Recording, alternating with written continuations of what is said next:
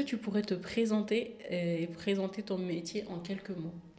Alors, donc moi, je m'appelle Maude Brulois, je fais du conseil en images. Donc, le conseil en images, c'est vraiment accompagner la personne à aligner, j'ai envie de dire, ce qu'elle est intérieurement avec ce qu'elle reflète à l'extérieur. Parce que la première, j'ai envie de dire, première chose qu'on voit de soi, c'est l'extérieur. Et c'est comment on peut vraiment mailler ces deux éléments ensemble pour qu'il y ait vraiment de la cohérence et de l'authenticité. J'accompagne aujourd'hui deux types de publics. Je travaille essentiellement avec les structures d'insertion professionnelle, les personnes en recherche d'emploi, sur justement l'image professionnelle, et les personnes qui ont traversé la maladie, le cancer ou notamment le burn-out. Qu'est-ce qui t'a amené vers cette voie professionnelle? En fait, le fil rouge de mon parcours, moi j'ai commencé à travailler en parfumerie il y a maintenant quelques années. Et le fil rouge de mon parcours, je me suis vraiment rendu compte que c'était l'identité visuelle. Et puis il y a un moment, on va dire sur mon chemin, j'ai eu envie de retrouver de l'humain et de vraiment pouvoir le mettre en valeur. Parce que, j'ai envie de dire, on est notre première communication, et, enfin en tout cas ce qu'on reflète. Et donc c'était important pour moi d'accompagner les personnes à se sentir bien et à se valoriser. Donc est-ce qu'il y a eu un déclic ou c'était juste un cheminement progressif dans ta vie? Un déclic, il y en a eu plusieurs, je pense, dans l'enfance, comme beaucoup de personnes. Moi j'ai déjà souffert du regard des autres sur l'apparence que je pouvais avoir, sur ce que je pouvais renvoyer aussi, sur mon prénom aussi, qui était à l'époque peu connu. Donc il y a eu beaucoup de choses comme ça. Et puis je pense qu'il y a aussi les parcours de vie qui font qu'au travers des gens qu'on rencontre et même de nos histoires de vie, il y a des choses qui ont un impact, et l'image de soi en a fait partie. Donc voilà, je pense que c'était vraiment inconsciemment, je me suis rendu compte il y a quelques années qu'il y avait vraiment ce fil rouge que j'avais pas encore vraiment, dont j'avais pas forcément pris conscience, et j'ai pris conscience de ça quand j'ai fait cette reconversion professionnelle. Quelles sont les valeurs qui te guident aujourd'hui dans ton activité? En tout cas, celles qui m'animent et sur lesquelles en tout cas, j'essaie le plus d'être à cheval, j'ai envie de dire, c'est le respect. Alors la bienveillance, même si ça paraît très galvaudé, mais je pars du principe que quand on veut accompagner des gens, c'est important la bienveillance, parce que quand on rencontre quelqu'un, je pars du principe que quand on rencontre quelqu'un, on ne sait pas à quel endroit il est sur son chemin, et donc c'est important justement de l'accueillir tel qu'il est. J'ai envie de dire, c'est les deux grandes valeurs qui m'animent aujourd'hui. Merci beaucoup. Pourquoi est-ce que tu as choisi de rejoindre En Thérapie?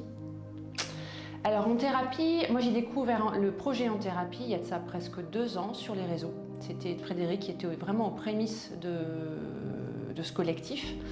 Et déjà la façon dont elle postait, elle racontait l'essence même d'En Thérapie, ça m'avait beaucoup parlé. Donc je suis allée un peu regarder sur le site. J'ai beaucoup aimé la façon dont elle communiquait, elle expliquait ce projet. Je l'ai contactée, et puis en fait elle m'a très vite invitée à venir à une réunion, et j'ai adhéré au projet très très rapidement en fait. J'ai trouvé ça, en tout cas ça me parlait. Du coup aujourd'hui, quel rôle joues-tu concrètement au sein de En Thérapie? Alors au sein d'En Thérapie, j'accompagne sur l'image de soi. Donc les personnes qui ont traversé ou un épuisement, ou qui traversent un épuisement professionnel ou burn-out. Et ce que j'aime beaucoup, c'est la complémentarité qu'on a au travers de ce collectif justement. Donc j'anime aussi des ateliers avec d'autres personnes du collectif, notamment avec Sandrine Lotte, on travaille sur l'arbre de vie et le centre de ressourcement. Et avec Caroline, on a travaillé notamment sur les mantras. Donc voilà, c'est la possibilité aussi de faire des synergies avec les autres.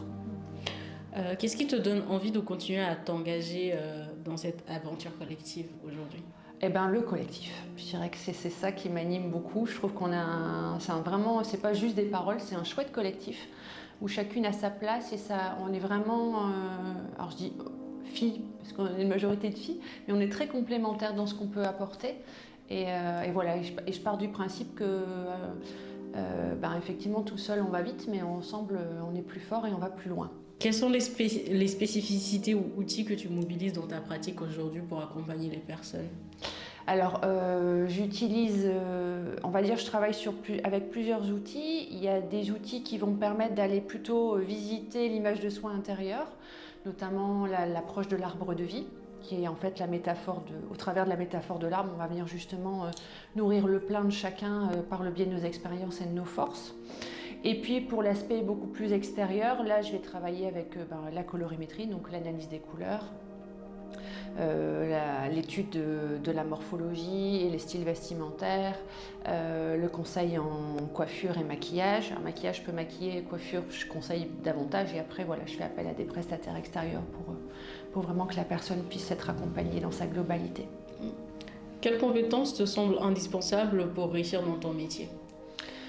Alors, j'ai envie de dire qu'en termes de compétences, je pense que ça s'acquiert. En termes de qualité, par contre, ce qui est important, c'est la patience, c'est l'ouverture à l'autre, parce qu'on rencontre, comme je disais tout à l'heure, plein de gens différents, donc c'est vraiment les accueillir tels qu'ils sont. C'est effectivement avoir cette bienveillance. Je trouve qu'il faut aussi être créatif pour pouvoir et s'adapter. Parce que voilà, on a des personnes avec des personnalités différentes en face de soi, donc pouvoir s'adapter, c'est important aussi. Mais est-ce que tu as des moyens de reconnaître des signaux d'alerte d'un burn-out chez les personnes que tu accompagnes? Alors, chez les personnes, des signes de burn-out chez des personnes que j'accompagne, je ne l'ai jamais eu, en tout cas dans le cadre d'en thérapie. En revanche, oui, il y a des signes, en tout cas que j'arrive à identifier. La perte de sommeil, généralement, ou des personnes qui ont énormément de difficultés aussi c'est-à-dire qu'elles sont en énergie totale tout le temps. Il n'y a plus de phase de repos, voilà, c'est vraiment quelque chose, une énergie qui va être constante. Ça peut être aussi des phases d'épuisement, de déprime, enfin voilà, il y a plein de signes qui peuvent être qui veut en tout cas alerter, j'ai envie de dire, pas forcément conduire au burn-out, mais en tout cas sur lesquels il faut être attentif.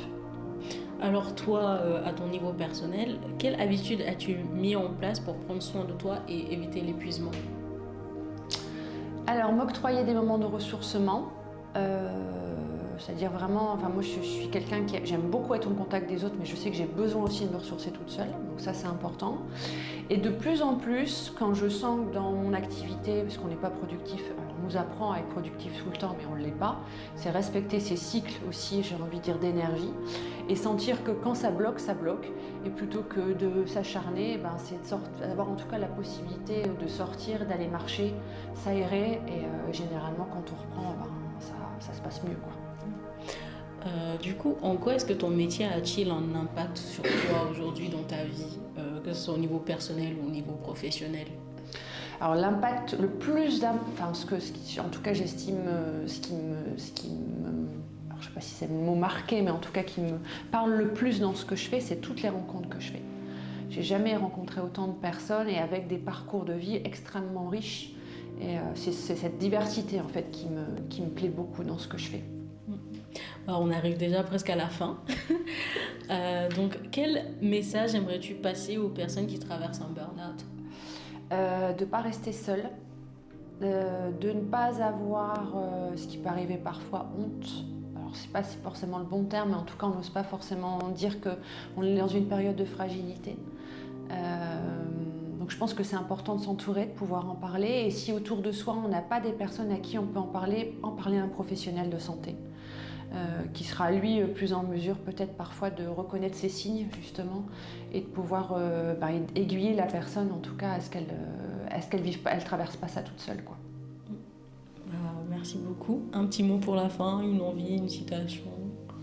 Merci pour cette possibilité d'exprimer en tout cas ce qui m'anime au travers d'en thérapie.